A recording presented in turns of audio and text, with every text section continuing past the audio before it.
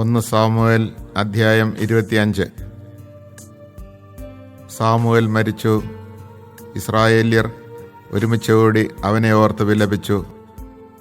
റാമായിലുള്ള സ്വന്തം ഭവനത്തിൽ അവനെ സംസ്കരിച്ചു. ദാവീദ് പാരാൻ മരുഭൂമിയിൽ പോയി പാർത്തു. കാർമലിലെ ഒരു വ്യാപാരി മാവോനിൽ ഉണ്ടായിരുന്നു. വലിയ ധനികനായിരുന്നു. അവന് 3000 ചെമ്മരിയാടുകളും 1000 കോലാടുകളും ഉണ്ടായിരുന്നു. കാർമലിൽ വെച്ചാണ് ആടുകളുടെ രോമം കത്തിരിച്ചിരുന്നത്. കാലെബ് വംശജനായ അവൻ്റെ പേര് നാബാൽ എന്നും ഭാര്യയുടെ പേര് അബിഗായിൽ എന്നുമായിരുന്നു. അവൾ വിവേകവതിയും സുന്ദരിയുമായിരുന്നു. അവനാകട്ടെ ഹീനനും ദുഷ്കർമ്മിയും. നാബാൽ ആടുകളുടെ രോമം കത്തിരിക്കുകയാണെന്ന് മരുഭൂമിയിൽ വെച്ച് ദാവീദ് കേട്ടു. അവൻ 10 ചെറുപ്പക്കാരെ വിളിച്ച് കാർമലിൽ ചെന്ന് നാബാലിനെ എൻ്റെ പേരിൽ അഭിവാദനം ചെയ്യുക എന്ന് പറഞ്ഞയച്ചു. നിങ്ങൾ ഇപ്രകാരം പറയണം: നിനക്ക് സമാധാനം, നിന്റെ ഭവനത്തിനും നിനക്കുള്ള സകലതിനും സമാധാനം. നിനക്ക് ആടുകളുടെ രോമം കത്തിരിക്കുന്നവരുണ്ടെന്ന് ഞാൻ അറിയുന്നു.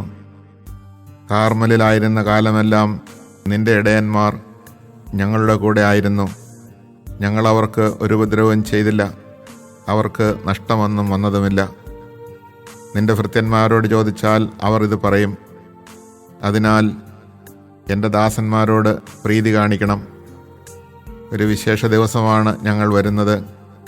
നിന്റെ പുത്രനായ ദാവീദിനും നിന്റെ ദാസന്മാർക്കും നിന്റെ കൈവശമുള്ളത് തരണമെന്ന് അപേക്ഷിക്കുന്നു. ദാവീദിൻ്റെ ദാസന്മാർ ചെന്ന് ഇത് അവൻ്റെ നാമത്തിൽ നാബാലിനോട് പറഞ്ഞിട്ട് കാത്തുനിന്നു. നാബാൽ അവരോട് ചോദിച്ചു: ആരാണീ ദാവീദ്?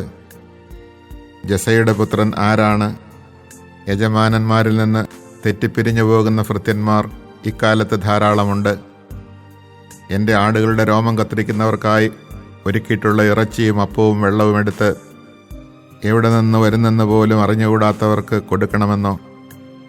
അവർ തിരിച്ചു വന്ന് എല്ലാ വിവരവും ദാവീദിനെ അറിയിച്ചു. അവൻ അവരോട് പറഞ്ഞു: ഓരോരുത്തരും വാൾ അരയിൽ കെട്ടുവിൻ. അവർ അങ്ങനെ ചെയ്തു. ദാവീദും വാളെടുത്തു. 400 പേർ അവനോടുകൂടെ പോയി. 200 പേർ ഭാണ്ഡങ്ങൾ സൂക്ഷിക്കാൻ അവിടെ തങ്ങി.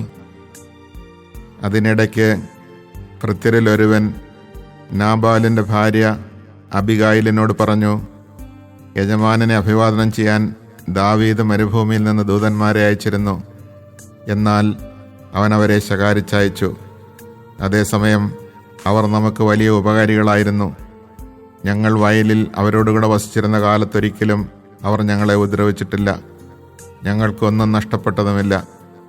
ആടുകളെ മേയിച്ചുകൊണ്ട് അവരോടുകൂടെ ആയിരുന്നപ്പോഴൊക്കെ രാവും പകലും അവർ ഞങ്ങൾക്ക് ഒരു കോട്ടയായിരുന്നു. എന്തു ചെയ്യണമെന്ന് ആലോചിച്ച് തീരുമാനിക്കുക. യജമാനനും കുടുംബത്തിനും ദ്രോഹം ചെയ്യാൻ അവർ തീരുമാനിച്ചിരിക്കുന്നു. യജമാനൻ ദുസ്വഭാവനാകൊണ്ട് അവനോട് ആർക്കും ഇത് പറയാനാവില്ല. അബിഗായിൽ തിടുക്കത്തിൽ 200 അപ്പവും 2 തോൽക്കുടം വീഞ്ഞും പാകം ചെയ്ത 5 ആടും 5 കൂട്ടം മലരും 100 ഉണക്കമുന്തിരിക്കുലയും അത്തിപ്പഴം കൊണ്ടുള്ള 200 അടയും എടുത്ത് കഴുതപ്പുറത്ത് കയറ്റി. അവൾ ഭൃത്യരോട് പറഞ്ഞു: നിങ്ങൾ മുൻപേ പോകുക, ഞാനിതാ വരുന്നു. അവൾ ഭർത്താവായ നാബാലിനെ അറിയിച്ചില്ല. അവൾ കഴുതപ്പുറത്ത് കയറി മലയടിവാരത്തിലേക്ക് ഇറങ്ങിച്ചെല്ലുമ്പോൾ ദാവീദും അനുയായികളും എതിരെ വരുന്നത് കണ്ടു. ദാവീദ് പറയുകയായിരുന്നു: മരുഭൂമിയിൽ അവനുണ്ടായിരുന്നതൊക്കെ ഞാൻ കാത്തു സൂക്ഷിച്ചത് വെറുതെയായി. അവൻ്റെ വക യാതൊന്നും നഷ്ടപ്പെട്ടില്ല. അവനാകട്ടെ എന്നോട് നന്മയ്ക്ക് പകരം തിന്മ ചെയ്തു. അവൻ്റെ ആളുകളിൽ ഒരുവനെയെങ്കിലും പുലരും വരെ ജീവനോടെ ഇരിക്കാൻ ഞാൻ അനുവദിച്ചാൽ ദൈവം ദാവീദിൻ്റെ ജീവൻ എടുത്തുകൊള്ളട്ടെ. ദാവീദിനെ കണ്ടപ്പോൾ അബിഗായിൽ തിടുക്കത്തിൽ കഴുതപ്പുറത്ത് നിന്നിറങ്ങി അവൻ്റെ മുമ്പിൽ സാഷ്ടാംഗം നമസ്കരിച്ചു. അവൾ അവൻ്റെ കാൽക്കൽ വീണ് പറഞ്ഞു: പ്രഭോ, ഈ തെറ്റ് എൻ്റെ മേലായിരിക്കട്ടെ. അങ്ങയുടെ ഈ ദാസിയെ സംസാരിക്കാൻ അനുവദിച്ചാലും ഈ ദാസിയുടെ വാക്കുകൾ കേൾക്കണമേ. ദുസ്വഭാവനായ ഈ നാബാലിനെ അങ്ങ് പരിഗണിക്കരുതേ. പേര് പോലെ തന്നെ സ്വഭാവവും. നാബാൽ എന്ന പേര് അർത്ഥമാക്കുന്നത് പോലെ ഭോഷത്വമേ അവൻ പ്രവർത്തിക്കുകയുള്ളൂ. അങ്ങയച്ച ആൾക്കാരെ ഈ ദാസി കണ്ടില്ല. പ്രഭു, അങ്ങയുടെ കൈകൊണ്ടുള്ള രക്തച്ചൊരിച്ചിലും പ്രതികാരവും കർത്താവ് തടഞ്ഞതുകൊണ്ട് കർത്താവും അങ്ങും ആണേ. അങ്ങയുടെ ശത്രുക്കളും അങ്ങയുടെ നാശം അന്വേഷിക്കുന്നവരും നാബാലിനെ പോലെ ആയിത്തീരട്ടെ. ഇപ്പോൾ അങ്ങയുടെ ദാസി കൊണ്ടുവന്നിരിക്കുന്ന കാഴ്ച സ്വീകരിച്ച് അനുചരന്മാർക്ക് നൽകിയാലും ഈ ദാസിയുടെ അപരാധം ക്ഷമിക്കണമേ. കർത്താവ് അങ്ങയ്ക്ക് വിശ്വസ്തമായൊരു ഭവനം പണിയും. എന്തെന്നാൽ കർത്താവിന് വേണ്ടിയാണ് അങ്ങ് യുദ്ധം ചെയ്യുന്നത്. ആയുഷ്കാലത്തൊരിക്കലും അങ്ങിൽ തിന്മയുണ്ടാവുകയില്ല. ആരങ്ങയെ പിന്തുടർന്ന് ജീവഹാനി വരുത്താൻ ശ്രമിച്ചാലും അങ്ങയുടെ പ്രാണനെ ദൈവമായ കർത്താവ് നിധി എന്ന പോലെ സൂക്ഷിച്ചുകൊള്ളും. അങ്ങയുടെ ശത്രുക്കളുടെ ജീവനാകട്ടെ കവണയിൽ നിന്നെന്ന പോലെ അവിടുന്ന് തെറിപ്പിച്ച് കളയും. കർത്താവ് വാഗ്ദാനം ചെയ്തിരിക്കുന്ന എല്ലാ നന്മയും പൂർത്തിയാക്കി അങ്ങയെ ഇസ്രായേൽ രാജാവാക്കും. അപ്പോൾ കാരണമില്ലാതെ രക്തം ചിന്തിയെന്നോ സ്വന്തം കൈകൊണ്ട് പ്രതികാരം ചെയ്തെന്നോ ഉള്ള വ്യഥയും മനസാക്ഷിക്കുത്തും അങ്ങയ്ക്കുണ്ടാവുകയില്ല. കർത്താവ് നന്മ വരുത്തുമ്പോൾ അങ്ങയുടെ ദാസിയെയും ഓർക്കണമേ. ദാവീദ് അബിഗായിലിനോട് പറഞ്ഞു, ഇന്ന് നിന്നെ എൻ്റെ അടുത്തേക്ക് അയച്ച ഇസ്രായേലിൻ്റെ ദൈവമായ കർത്താവ് വാഴ്ത്തപ്പെടട്ടെ. രക്തച്ചൊരിച്ചിലിൽ നിന്നും സ്വന്തം കയ്യാലുള്ള പ്രതികാരത്തിൽ നിന്നും എന്നെ ഇന്ന് തടഞ്ഞ നീയും നിന്റെ വിവേകവും അനുഗ്രഹീതമാണ്. നീ ബന്ധപ്പെട്ട് എന്നെ എതിരേൽക്കാൻ വന്നില്ലായിരുന്നുവെങ്കിൽ നിന്നെ ഉപദ്രവിക്കുന്നതിൽ നിന്ന് എന്നെ തടഞ്ഞ ഇസ്രായേലിൻ്റെ ദൈവമായ കർത്താവാണേ. നേരം പുലരുമ്പോഴേക്കും ഒരൊറ്റ പുരുഷൻ പോലും നാബാലിന് അവശേഷിക്കുകയില്ലായിരുന്നു. അവൾ കൊണ്ടുവന്നത് ദാവീദ് സ്വീകരിച്ചു. അവൻ പറഞ്ഞു, സമാധാനത്തോടെ വീട്ടിലേക്ക് പോയിക്കൊള്ളുക. നിന്റെ വാക്ക് ഞാൻ ശ്രവിച്ചിരിക്കുന്നു, നിന്റെ അപേക്ഷ ഞാൻ സ്വീകരിച്ചിരിക്കുന്നു. അബിഗായിൽ നാബാലിൻ്റെ അടുത്തെത്തി അവൻ തൻ്റെ വീട്ടിൽ രാജകീയമായ ഒരു വിരുന്ന് നടത്തുകയായിരുന്നു. വളരെയധികം മദ്യപിച്ചിരുന്നതിനാൽ അവൻ ഉന്മത്തനായിരുന്നു. പ്രഭാതം വരെ അവൾ യാതൊന്നും അവനോട് പറഞ്ഞില്ല.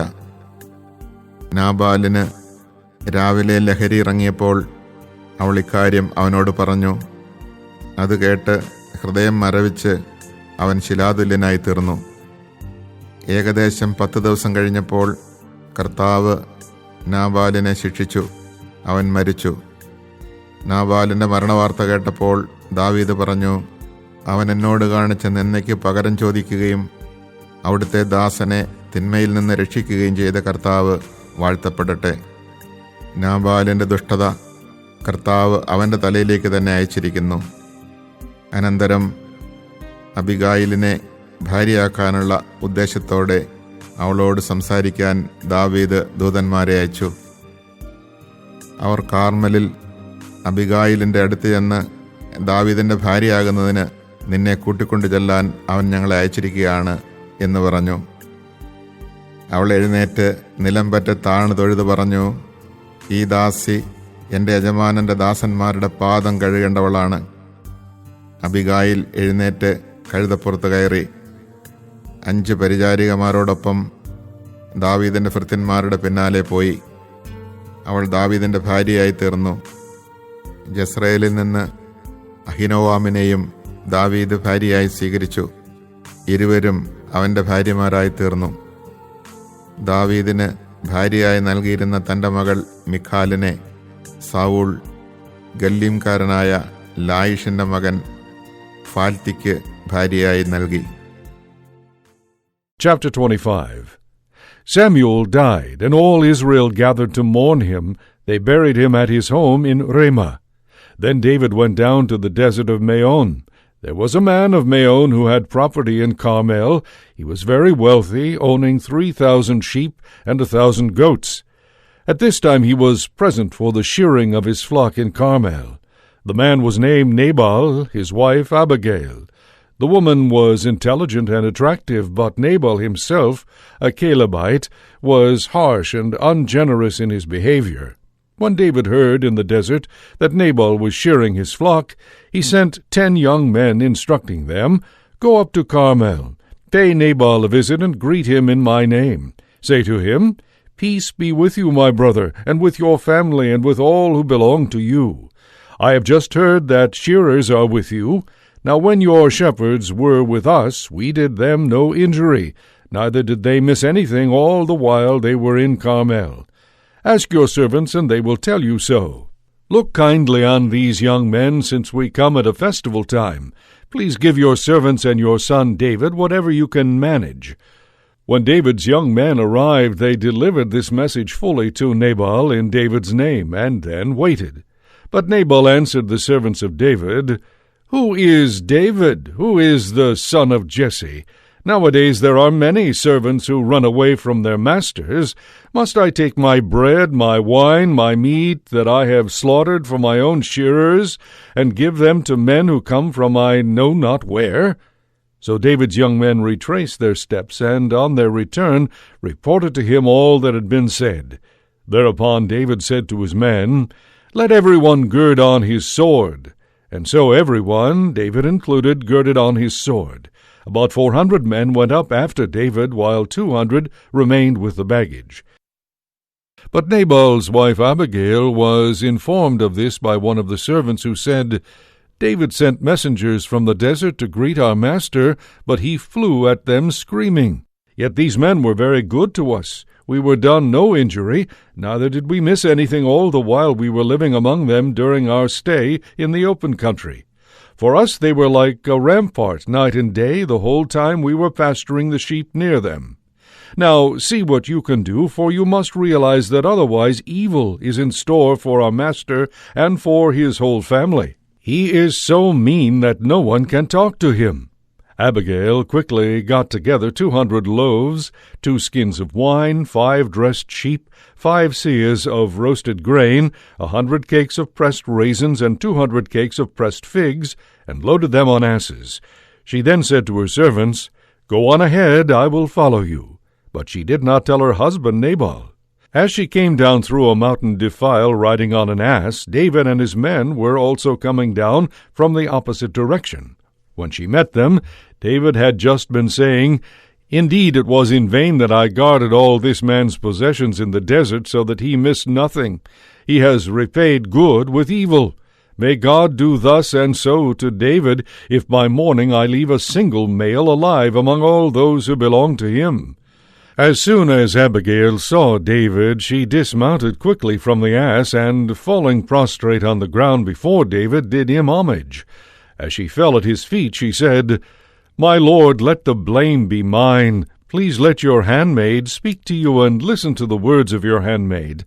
Let not my lord pay attention to that worthless man Nabal, for he is just like his name. Fool is his name, and he acts the fool. I, your handmaid, did not see the young men whom my lord sent.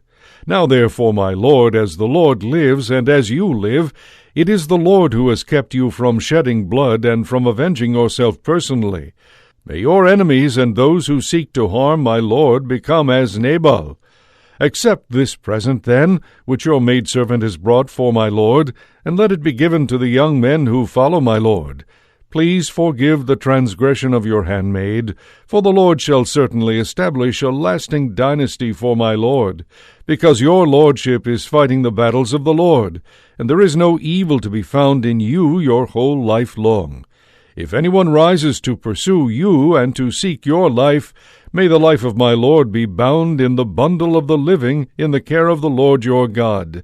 But may he hurl out the lives of your enemies as from the hollow of a sling. And when the Lord carries out for my lord the promise of success he has made concerning you, and appoints you as commander over Israel, you shall not have this as a qualm or burden on your conscience, my lord, for having shed innocent blood, or for having avenged yourself personally. When the Lord confers this benefit on your lordship, remember your handmaid.' David said to Abigail, Blessed be the Lord, the God of Israel, who sent you to meet me today.